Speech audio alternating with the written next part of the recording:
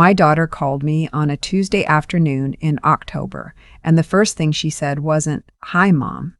It was, "I need you to know that I did this because I love you." That's when I understood something was very wrong. I was sitting at my kitchen table in Burlington, Ontario, drinking the last of my afternoon tea, watching the maple out back go full orange the way it does every fall. I had nowhere to be. I was 64 years old, retired from 28 years of teaching grade 4 at Lakeshore Public School, and my life was quiet in the way I had earned it to be. Quiet and mine. My daughter's name is Audrey. She's 37, smart in the way that can cut you if you're not careful. And she married a man named Felix 4 years ago in a small ceremony at a winery in Niagara-on-the-Lake that I helped pay for because her father had been gone 3 years by then, and I wanted her to have something beautiful. I remember standing in the vineyard in my blue dress thinking, "She looks happy." I thought that meant we were going to be okay. "What did you do, Audrey?" I asked. She was quiet for a moment, and then she told me. Felix had incorporated a small landscaping company 8 months earlier. He had used my name, my full legal name, my date of birth, my SIN number, which she had photographed from a document in my house during one of her visits, to co-sign a business loan through a private lender. Not a bank. A private lender. $62,000. The company had already folded. The payments had stopped 2 months ago. The lender had already sent the file to collections. I did not say anything for a very long time. "Mom, we were going to pay it back before you ever found out," she said. Felix was sure the business would work. "And then you used my SIN number," I said. "I know. Audrey, that's identity fraud." She started crying. She said she knew. She said she was sorry. She said Felix had told her it was a common arrangement, that families did it all the time, that it wouldn't affect me because the business would be profitable within a year. She said she believed him. She said she should have told me. She said a lot of things, and I sat there at my kitchen table with the maple going orange outside the window, and I felt something I hadn't felt since the night my husband died in the Civic Hospital. That specific, terrible stillness that comes when the ground has already moved and your body hasn't caught up yet. I did not cry. I thought about the $62,000. I thought about the collections notice I hadn't received yet but would. I thought about my credit score, which I had kept clean for 40 years. I thought about the line of credit I had quietly applied for at TD Bank 6 months earlier. Not because I needed it, but because my financial advisor had told me it was sensible to have access, and I was the kind of woman who liked being sensible. I had been approved for $40,000. I had never touched it. I thought about whether that approval was already gone. "I need to call you back," I said. I hung up before she could answer. I sat in that kitchen for probably 20 minutes before I moved.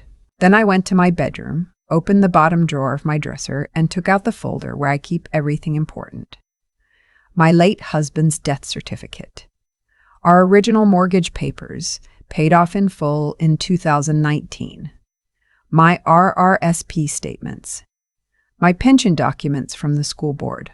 My will, which I had updated the previous spring. I sat on the edge of the bed and I held that folder and I thought about what it had taken to build what was in it.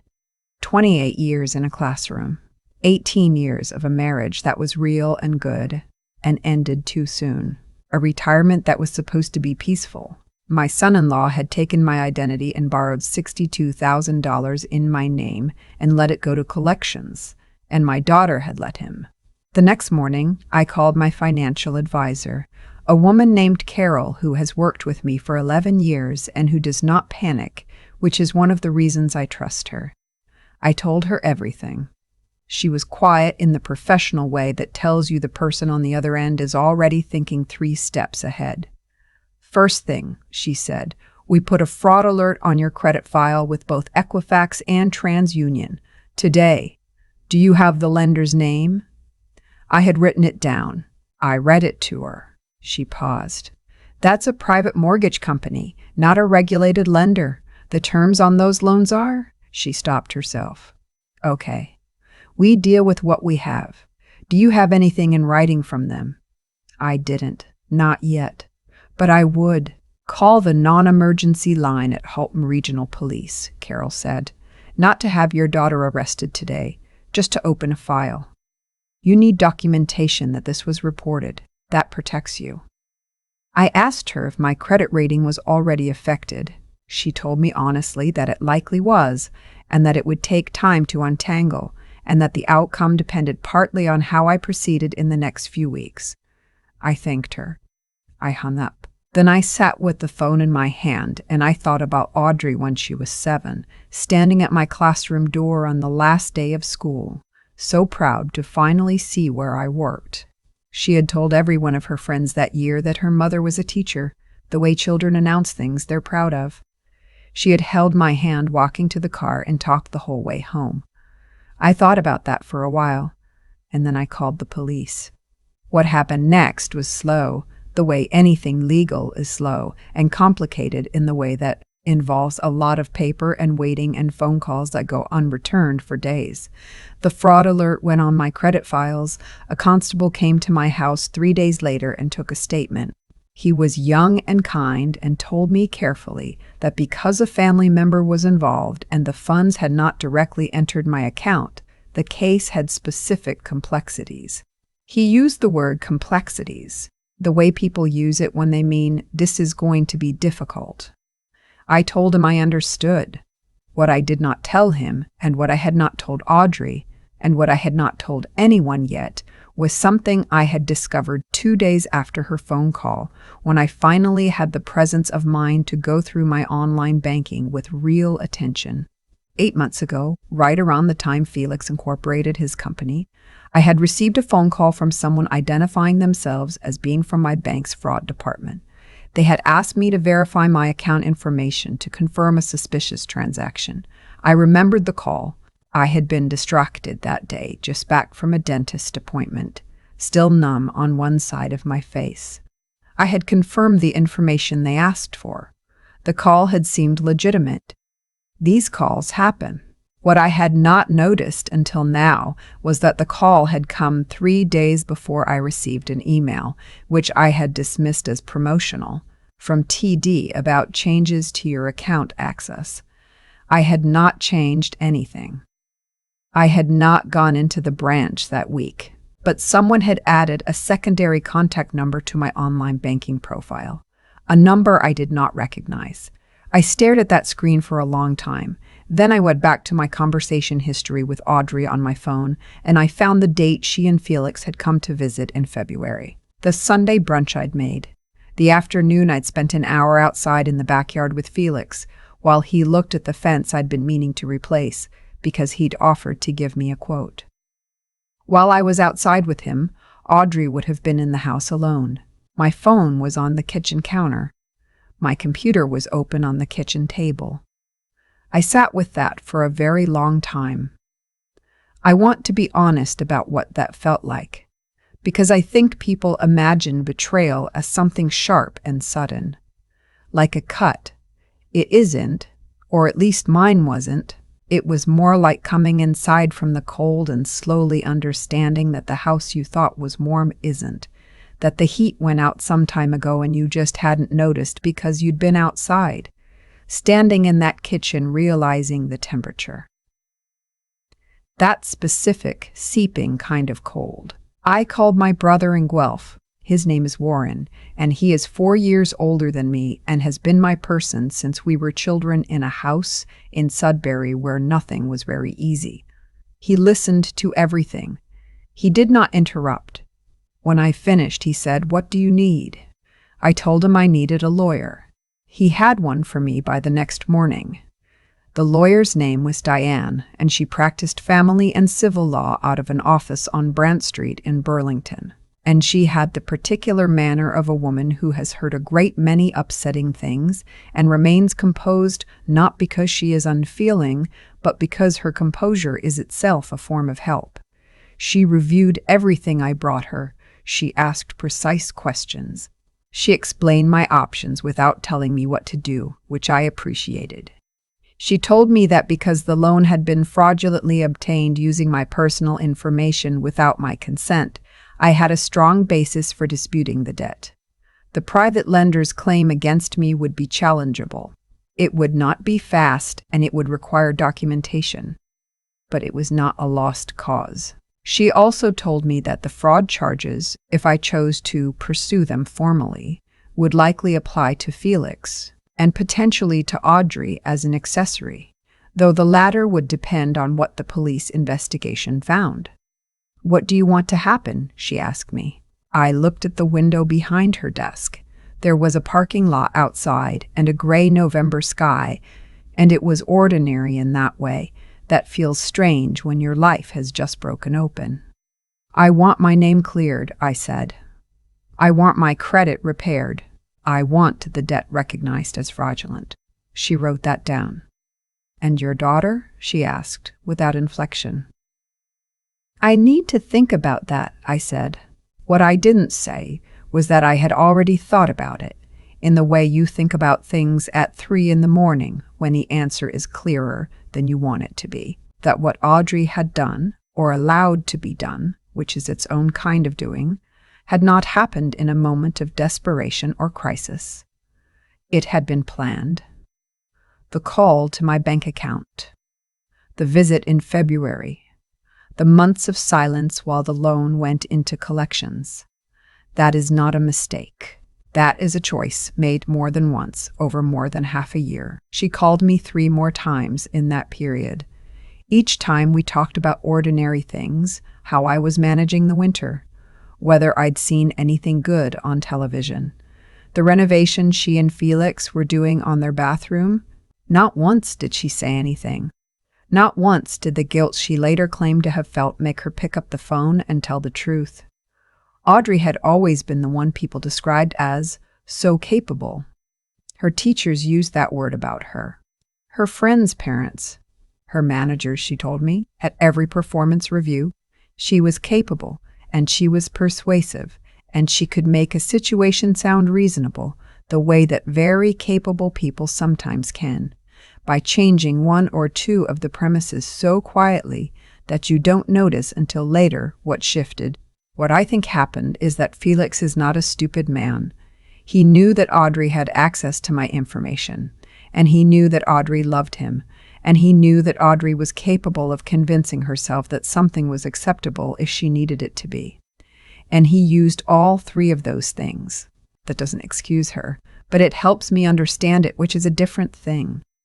Warren drove down from Guelph and stayed for a week. He fixed the fence Felix had never actually given me a quote for. He drove me to 2 appointments and waited in the car reading a novel, not asking questions when I came out. He made pasta e fagioli 3 times, because it's what our mother used to make when things were hard, and we both know it. He didn't tell me how to feel or what to do, and I am still grateful for that. The fraud dispute took 4 months. Diane was organized and relentless in a quiet way, and the private lender, when faced with the documentation of unauthorized ASEAN usage and the police report number, agreed to remove the claim from my name in exchange for not being reported to the Financial Services Regulatory Authority of Ontario. The collections notice was recalled. My credit files were amended. The police investigation took longer. Felix was ultimately charged with identity theft and fraud under Section 403 of the Criminal Code of Canada. He entered a guilty plea in early spring of the following year and received a conditional sentence with restitution. He was ordered to repay me $38,000 over 3 years. Not the full amount, and I understood that the remaining $24,000 was likely gone, absorbed into a failed business and a lifestyle that had always been slightly larger than it should have been. Audrey was not charged. The evidence of her direct participation was complicated, and after a great deal of thought and one very long conversation with Diane, I made the decision not to push for charges against her. That was my choice, and I made it with full understanding of what I was choosing. But I did not call her during those 4 months. She called me twice. The first time I didn't answer. The second time I picked up and I listened to her cry and tell me she was sorry and that she hadn't known it would go this far, and I believed her about the last part, that she hadn't understood how far it would go. What I no longer believed was that she hadn't known it was wrong. Those are very different things. I need time, I told her. I need you to stop calling for a while. She asked how long. I don't know, I said, and that was the truth. What I did in those months, aside from the legal process, was something that surprised me a little. I kept teaching, in a sense. I had been doing some occasional tutoring since retirement. Grade 3 and 4 students, reading mostly, kids who needed a bit of extra help getting solid before they moved up. I had 3 students at the time all of this happened. I kept all 3 of them. There is something about sitting across a table from an 8-year-old who is working very hard to sound out a word. The concentration on their face, the small sounds they make, the moment when something clicks and they look up, that is clarifying in a way I cannot fully explain. I don't mean it was a distraction. I mean it reminded me what I had actually spent my life doing, and that it was still there, still real, regardless of what else had happened. By spring, I was doing better. Not healed. I don't think that's the right word for what happens when someone close to you betrays you in a way that required planning. But functional in a fuller sense. Genuinely functional, not just managing. I called Audrey in May, a few weeks after Felix's sentencing. We met at a coffee shop on Lakeshore Road, the one that's been there long enough to have outlasted the ones that replaced it. I got there first and ordered tea. She came in wearing a coat I didn't recognize and looked older, which I noticed without judgment because I probably did too. We didn't talk about what she had done. Not directly. Not that day. We talked around the edges of it. She told me she and Felix had separated. I told her I was sorry, and I meant it. Not because I wanted them to succeed, but because I know that grief is grief, regardless of the circumstances. She told me she had started seeing a therapist. I said that was good. Before we left, she said, "I don't expect you to forgive me." I looked at her for a moment. She had her father's eyes, and she always had, and that has never become something I can be neutral about. "I don't know what I expect yet," I said, "but I came today. That's where I am." She nodded. We left separately. I drove home along the lakeshore because it's longer, but I like the water, and I thought about what Diane had said to me once during the process, almost in passing, that the clients she worried about most were not the ones who were angry, but the ones who couldn't figure out what they wanted. "Once you know what you want," she had said, "the rest is just work." I thought about what I wanted. I wanted my life back on its own terms. I wanted my credit clean, which it was. I wanted my daughter to understand what she had done, not to punish her, but because I couldn't have a real relationship with someone who didn't understand it. I was still waiting on that one. I wanted to stay in my house in Burlington with the orange maple out back and keep tutoring children who needed help reading, and have Warren drive down from Guelph sometimes and make pasta and not need to explain anything. I had most of that. The rest I was working toward. My financial advisor, Carol, sent me a note in June. My credit score had fully recovered. She wrote, in the brief professional way that she has, "You handled this well." I put the note in the folder in my bottom drawer, next to the mortgage papers and the pension documents and my husband's death certificate. Next to all the other evidence that I had built something and kept it and was still here. I had not won anything, exactly. There was no victory in what had happened, no version of events where the ending didn't involve my daughter having made choices I could not undo and could not fully understand. But I was standing. That mattered more than I expected it to. I was still standing, and this house was still mine, and I had not let anyone take either of those things from me. That turned out to be enough. I've thought a lot about the maple tree in my backyard. Every October it goes orange without being asked to. It doesn't negotiate with the season or try to stay green a little longer. It just does what it's built to do, and then it lets go. I used to think that was a sad thing. I don't anymore. What happened with Audrey and Felix didn't break me. But it did change the way I understand certain things. I used to believe that love was enough of a reason, that if someone loved you, they wouldn't do what they did. I know now that's not quite right. People can love you and still make choices that hurt you badly. The love is real. The choice is also real. Both things sit there together, and you have to decide what to do with them. What Felix did was calculated. He looked at my daughter, and he looked at my life, and he decided that what I'd spent 40 years building was a resource he could use. That's not a mistake in judgment. That's a failure of character.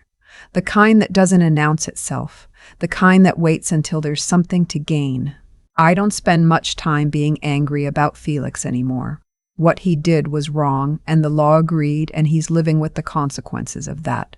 What I think about more is how it happened, how the conditions got built, quietly, over time, that made it possible. Audrey is smart. She's always been smart, but intelligence without a moral center is just a sharper tool for rationalizing. She convinced herself, I think, that because Felix would pay it back, because I would never find out, because no real harm would come to me in the end. That it wasn't really wrong. She used her intelligence to build a case for something her gut already knew was a betrayal. I've seen that before. I spent 28 years watching children figure out right from wrong, and what I learned is that the children who struggled most weren't the ones who didn't understand the rules. They were the ones who understood the rules perfectly and kept looking for the exception that applied to them. What carried me through those 4 months was not anger, and it wasn't hope exactly. It was something quieter than either of those. It was the understanding that I had built my life on solid ground, careful decisions, honest work, a willingness to face hard things without flinching, and that no one could take that from me just by trying. Carol got my credit file cleared. Diane got the fraudulent debt removed. Warren drove down from Guelph and made pasta and fixed the fence. None of that happened by accident.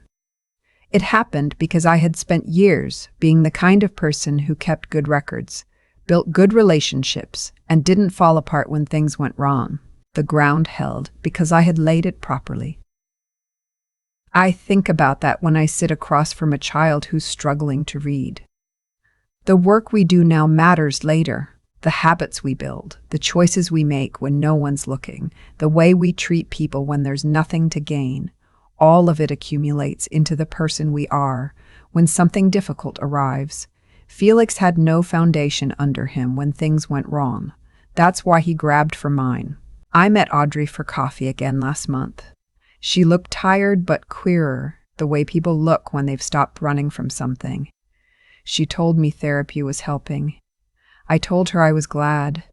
We didn't fix everything. I don't think you fix something like this the way you fix a fence. You rebuild it differently, knowing now what you didn't know before, and you check the posts more carefully. I'm still in my house in Burlington. The maple went orange again this October, right on schedule. I had 2 tutoring students that week, and Warren called on Sunday, and Carol sent me a note saying my portfolio had recovered nicely from the interest rate changes. My life is still mine. I held on to it. That's the whole story.